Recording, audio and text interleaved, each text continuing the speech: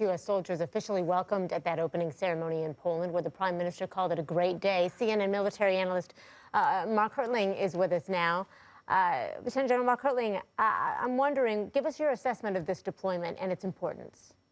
Well, I've been involved in this since the very beginning when I was still wearing the uniform, Christy. We started the planning for this in 2004 as we began the drawdown of the size of the force in Europe. The size of the U.S. force in Europe. There were 100,000 soldiers in Europe in the late 1990s. There's about 30,000 permanently stationed there now. So this rotational brigade is a critically important part of reinforcing and reassuring our NATO allies.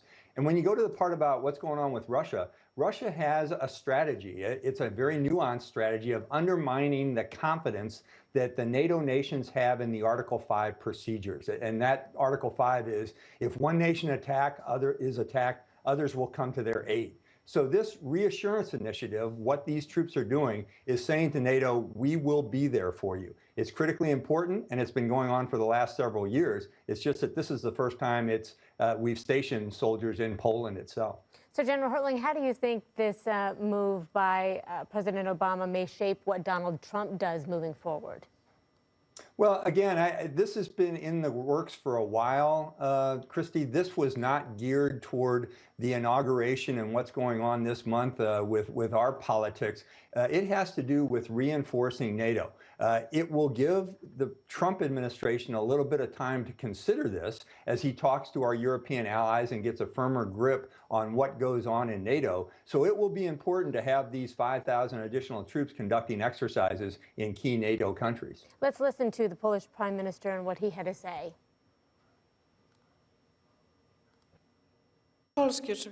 This is very important for Poland and the region. We live in Europe, where there are many external threats. Russian policy is confrontational. For states bordering Russia, such as Poland, this constitutes a real threat. We are conscious that Poland must strengthen its alliances. So she points out there, at the end of the day, if there is a warming between the U.S. and Russia in some capacity, that puts Poland in a very delicate position. Well, certainly a warming would be a good thing, but all historical indicators are past presidents have attempted to do that, and they've all come in with great goals for improving relations with Russia, but it never happens since Mr. Putin has been in charge. He has a strategy. And we have to understand this. This isn't whether you like or dislike a person. This has to do with his strategy for the country of Russia.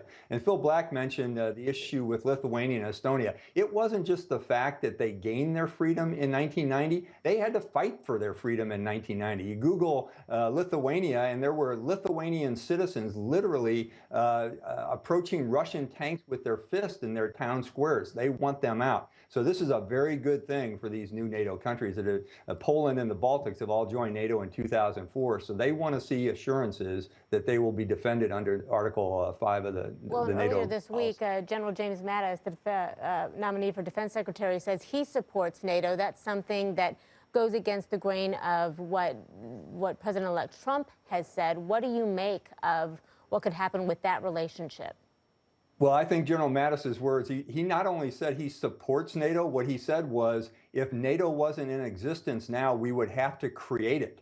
Wow, that's a huge statement on the part of a guy who's getting ready to be the Secretary of Defense that counters what Mr. Trump has said during his entire campaign. NATO, in my view, and in many others' views, is a very important alliance, and we have to keep it strong. And by the way, Christy, it has transformed over its years to address the threats of today, unlike what Mr. Trump has said, that it's an old and stodgy institution. It is very modern, and they do a lot of very good things.